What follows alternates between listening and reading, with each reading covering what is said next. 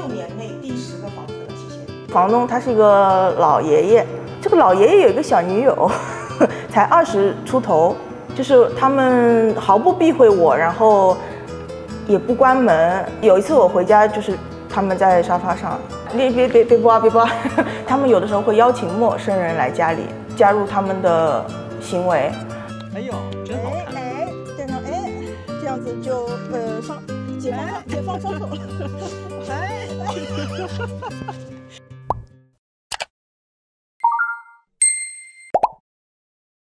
我现在是在 Kitchener 一个公园里啊，马上又要去见一个95后的女孩。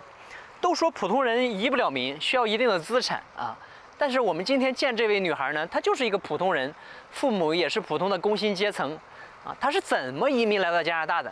来到加拿大以后，她的生活又怎么样呢？啊，据说呀，她这个非常的折腾，6年里搬了10次家，做过各种的工作，什么 Tim Hortons 的收银员啊。这个司机呀，还有说这个送外卖的呀，啊，现在他又是怎么一步一步找上专业工作的？咱们去听一听他的移民故事。如果你或者你身边也有人想要分享自己的移民生活，可以联系我们的频道邮箱，不论你在哪儿，我们都愿意来到你的身边，记录你的移民故事。如果你喜欢类似的人物采访、移民故事的记录，也别忘了订阅和点赞我们的节目，好不好？现在咱们就去女孩的家里跟她见面，听一听她是怎么折腾的。一个女孩，普通的女孩，在加拿大是什么样一个奋斗史？走。这是个公寓，应该是。来这几天天天下雨，不知道啥意思。希望今天的 Laura 带给我们阳光。Laura， 对，哎，你好 ，Laura， 哎，开心开心。啊，没事。你是不是戴美瞳了？我没戴美瞳啊。隐形眼镜能你瞅，我这个眼睛就是这么帅，是不是？戴美瞳。第一次住有电梯的楼，真的。第一次住有电梯的楼，就是在加拿大的部分。哦。第一次住有电梯楼。哇，听起来好惨呀！这。是。哎呦，真好。这真好。脱就必须脱。6年内第10个房子了，谢谢。哎呦我的妈呀，搬这么多次了。然后呢，还有一个阳台，我第一次有自己的阳台。哎，真好。哎。哎呦，这还有 Tim Hortons 呢，底下。对。啊，你是不是可以吼一嗓子说给我来个 double？ 这可以吗？真能听到人家点什么？你能听见是不是？哎，对。我在 Tim Hortons 打过工，打过3个星期，我就放弃了。不是这个吧？不是，很久以前。大家好，我叫 Laura， 我来自江苏省苏州市。我是大概6年不到一点的时候来到加拿大的。然后呢，那个时候是2019年的夏天，就是疫情之前。然后，过来是上学的，在蒙特利尔的 McGill 上了一个硕士，就是1年多这样，2年1年半这样子。然后就是在蒙特利尔，当时疫情嘛，也没有什么工作的机会。然后蒙特利尔的话又是很多需要法语。然后我就去了周边的渥太华，然后当时有一个那种比较特殊的一个移民途径，然后我就报名了，然后就反正就是各种都符合就选上了。那你在国内是什么背景？正常的背景就是我爸是以前是工人，就是那种水泥厂烧锅炉的工人，然后后来在他30多岁的时候，他去了公交公司，所以但他就是公交司机嘛。然后我妈就是一个那种服装公司里头，跟进面料的那种。一般来说，出国留学不得需要很大的资金？你们家怎么来的资金供你出国留学？对，这就是资金的话，也是比较感谢我的外公，因为外公在那个乡里面有一些房子，然后拆迁得到了一些意外之财。而且我当时的学费其实说实话也没有很多，因为我来这儿，因为我一共就是3个学期，第1个学期、第2个学期是爸妈给我的钱，第3学期我就是自己打工的，我是去送外卖的。你当时在国内是上完大学了是吗？我上了4年的本科，在南京医科大学公共卫生学院。我一直都想去外面看一看外面的世界，而且我说实话有一说一，我英语还是不错的，就是因为可能也是。我妈从小就让我去上那种外教课，就想去外面看看，说我就想去外面看看，去体验一下嘛，去体验一下，感受一下。那为啥是加拿大呢？我大3就来过加拿大，大3的暑假我来那个夏令营了，也是就是学校跟这边有那种关系，跟那个 McGill 大学有一个那种就是交流访学的一个关系，然后那个教授还给写了推荐信，所以我才能去的，不然人家干嘛选我，对不对？嗯，你喜欢加拿大的生活吗？来了的时候还不错，还不错，就是但是我来了之后的第一件事情就是，我当时租了一个地下室，但是我要跟他合用厨房和厕所，他才收我700块钱，是不是挺划算的？就是因为相对独立的一个空间。然后呢，住在楼上这个房东他是一个老爷爷，这个老爷爷有一个小女友，才20出头。因为我有时候要在楼上嘛，我要去做饭，我要去冰箱里拿东西，我要做饭，然后我要上厕所吧，就是他们毫不避讳我，然后也不关门，就是他们毫不避讳我，就在你面前做一些亲热的活动，对，然后把衣服脱了，对，啊，在你面前做爱了，你别播，别播，是在你面前做爱了吗？对，然后他们会在客厅里看 porn。哦，有一次我回家，就是他们在沙发上，就不播，就是这样子。他们在沙发上做爱，让你碰见了。对，然后比如说他们晚上而且他们有的时候会邀请陌生人来家里，加入他们的行为，加入他们的性行为。对，然后呢，然后因为我当时我还得在那住着嘛，但是我已经在开始打算我的搬走计划了。你走得挺快呀，和这家滑滑的。是这样的，因为上大学期间每天都迟到，我必须要这个奔走。我起得挺早的，但是我也不知道为什么就会到最后一刻，但是我还是不会迟到，我就会卡着点，准时，是不是？准时。肯定不会提早到。哎，我手机不会没拿吧？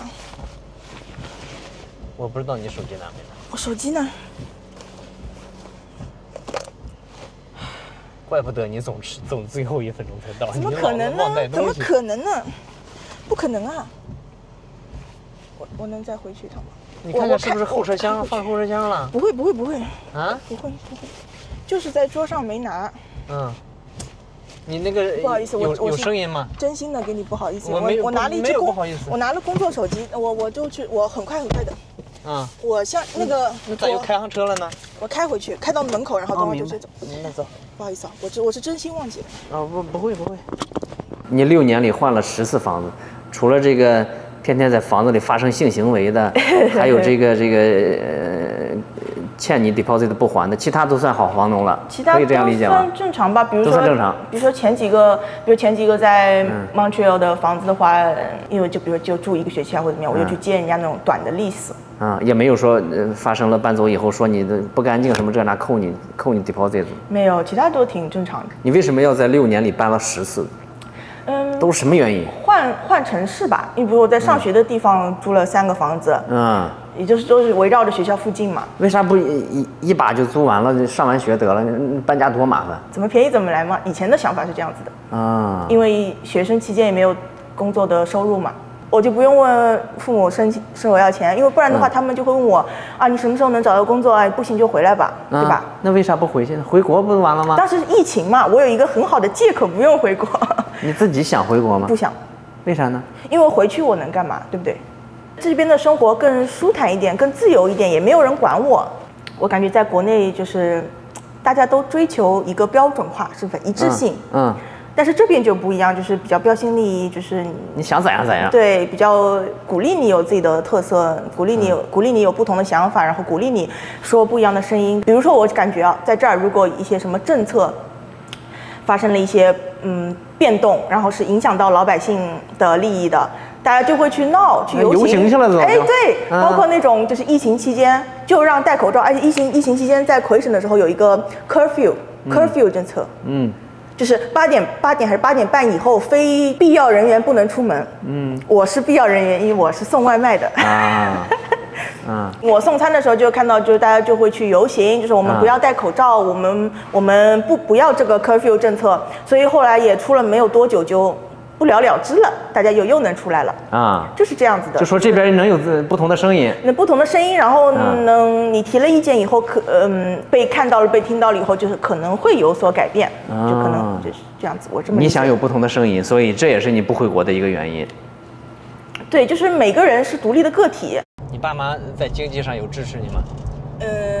爸妈在经济上就是最开始嘛，最开始除了留学之外没有支持了就。你工作以后就没有支持了？不用哦，不用他们支持。不用，哇哦，咱不用，咱得靠自己。哦。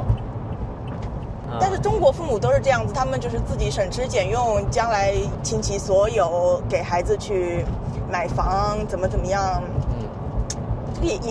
这个是父爱母爱大爱没错，但是我觉得我不想要这样子。我就觉得他们的钱是他们的，他们应该用这个钱来过好自己的生活。然后但是这边的话呢，我又觉得有一点小小的，我就感觉太冷漠了，就是分得太开了。我觉得也好像我也不是很懂，我还要再中和一下继续探索。对，综合一下，总结出自己最舒适的一个风格。我想问你个问题，就是你在6年里搬了10次家啊。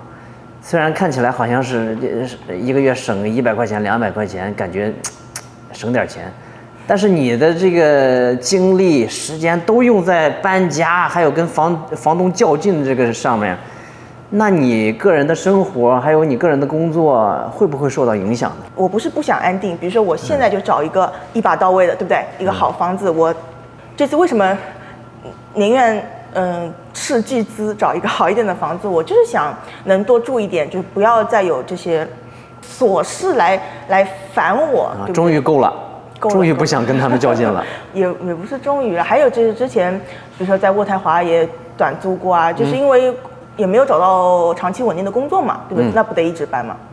是这样子，就没有稳定下来，这样子。你的精力如果都用在搬家和房东较劲上，你个人的职业发展方面怎么样？你毕业以后找工作的这个过程顺利吗？不顺利，这找了很久很久，我是应该是我们班上最后一个找到，而且我们又是疫情嘛，根本就没有工作，就没人招聘，人家都在解雇，都忙着解雇呢，对不对？最后怎么找到的第一份工作？你最后怎么找到的第一份工作就是疯狂的投简历，投没有100个也有几十个，反正有啥我就投啥，这样子。是你第一份工作就是专业工作吗？没有，我干过很多乱七八糟的。我干过 Tim Horton， 我干过送餐，去过 warehouse， 就外面有很多那种 warehouse 的工作，就那种。我就去 warehouse 里头，好像是圣诞节期间吧，我去那个流水线上，还挺好玩的。而且流水线上包装糖果，你包装的？干了多长时间？干了2个星期吧。2个星期就不干了？对呀，包装那个圣诞节嘛，就是包装了那个节日的那个部分，他临时工一样的。然后还去过一个 warehouse 里头，我的工作就是。它是一个卖书的 warehouse， 然后我的工作就把那些书，人家退回来的书，我就给他按照那个那个编号给他放到书架上，放1天，特别累，然后1天只能赚1个小时只有14块钱，这个是当时魁省的最低工资，魁省的最低工资都比别人的省低1到2块钱。Tim Hortons 是第几份工作 ？Tim Hortons 是第不知道几份工作，是在那个我去 Tim Hortons 也是那个移民项目的要求。干了多长时间？干了1个月吧，就拿到他拿到2到3份工资单以后，因为他要求我有什么我就去按照他那个来，对。学法语能移民，有工作能移民，你都按他那个来。我按照他那个来，他要我怎么样我就怎么样，而且这种我相信他不会很久，所以能忍耐一下。去 Tim Hortons 呀，去什么 warehouse， 去这些地方，是因为你找不到专业的工作是吗？对呀，然后一是也想体验一下人生，我对这个打工特别有这样一种憧憬，我就想打工，我就想体验一下，各种都感受一下子。然后另一方面的话，也是虽然是最低工资，那1周也有大几百块钱，也挺好的，也比闲着强。对啊，那也至少能就是我能自给自足。哦，这就是这个农场这就是这个贸市场。 ，Farmers Market 是不是？哎，太好了，咱去溜达溜达，走。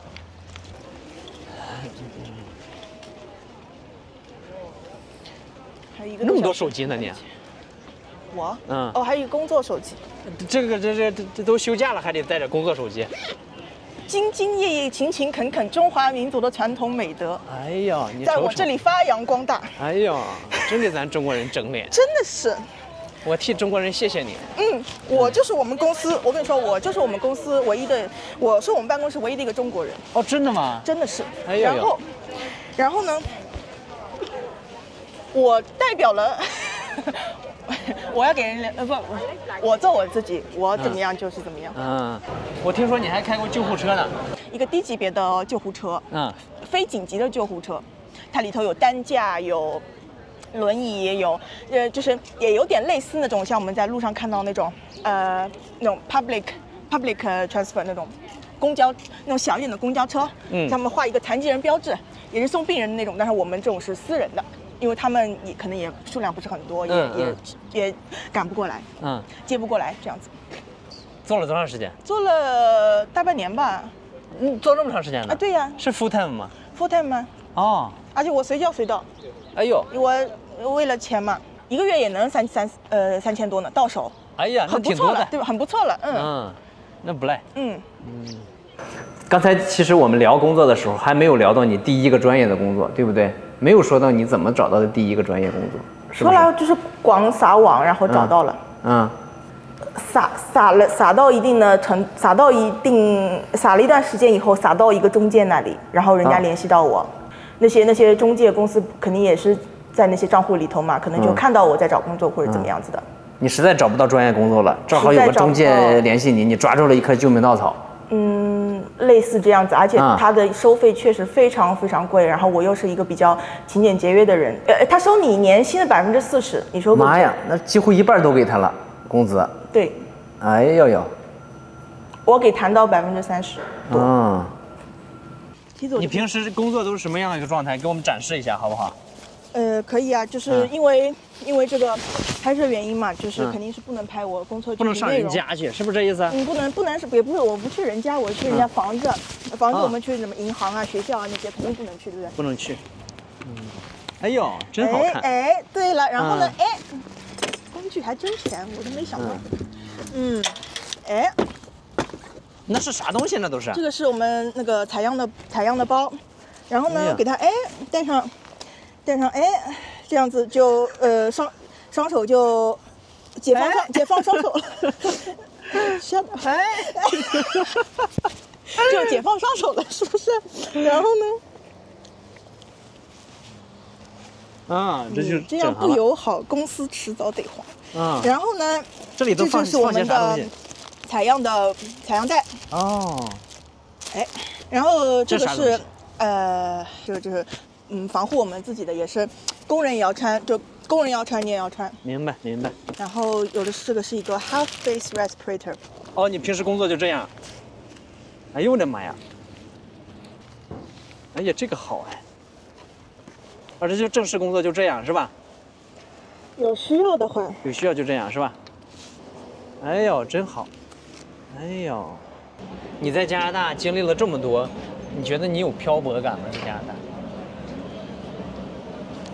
没有因为我每天很忙，我又要与恶房东斗智斗勇，我又要找工作，我白天都在外面奔波，我晚上回家睡个觉，我来不及想，我还要看电视，我还要做饭，我还要买菜，我还要换机油，我还要干嘛，我还要打扫，很忙，太忙了。但是我喜欢这种忙碌感，我一闲下来我就得想，干点什么呢？比如说，我就看到接受个采访，对，多好，没有任何漂泊感。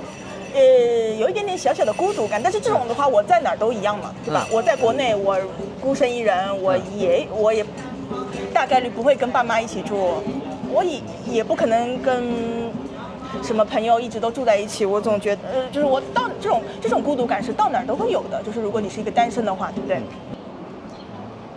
你觉得你是一个有安全感的人？安全感是自己给的，此处掌声，谢谢。嗯，是不是？你不需要外界的认可，就是自己的自信，不是很自卑，然后有自信，就觉得我干什么都能干好，只要我去探索一下，只要我有给到这个机会，我干什么都能干好。是啊，我是这样觉得的。作为一个97年的姑娘哈，你看，别人所有人都想着打扮得美美的，做一些个所谓的白领的体面的工作啊，你为什么愿意今天去 Tim Hortons 打工了，明天去这个送病人了啊，后天又弄个梯子放在车上做一些个看起来好像是比较脏、比较累的这样一个工作？你觉得是你主动的选择，还是无奈之举？Tim Hortons 和送病人是无奈之举，但是现在这一份是我主动的选择。我们工作不是所有人都能干的，要有 degree 的人才能干的。但一般的女孩不都喜欢，打扮美美的，指甲做一做，化化妆，然后做一些个所谓的白领的文职的工作啊？你为什么愿意每天举个大梯子，上墙下墙的？我比较喜欢这种自由自在一点的工作，然后呢，我可能性格上也可能比较的这个假小子，比较大大咧咧这种。但是我就觉得做这个支架不方便，而且这个支架油，它说实话也不是很健康，这种也是化学物品，对不对？这样这是很伤指甲的。我是从这个方面来考虑，所以我不涂。明白了。快吃吧。好。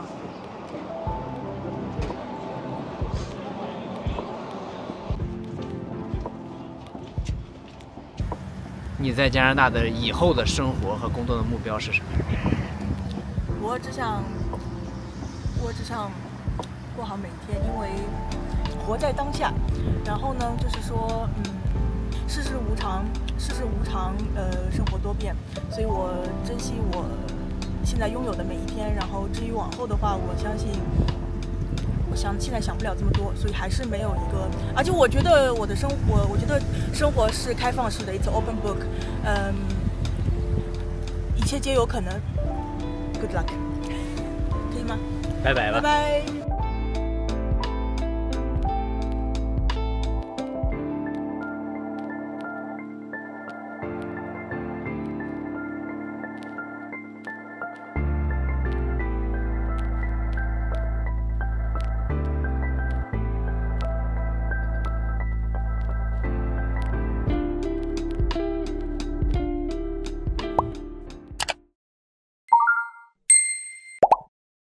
你可以跟我步调差不多，可以牵根狗绳。牵根狗绳比较好。你 follow 不住我的脚步，是不是 ？follow 得住。你在那停住了。我不能停在那儿。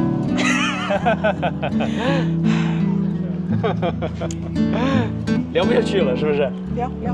那我走你后面一点点，这样。你就是跟我俩并排着走就行。并排着走。对，我们俩并排着走。我一直是这样的脚步。可得好好说话，我这有榔头呢啊。哎呦我的妈！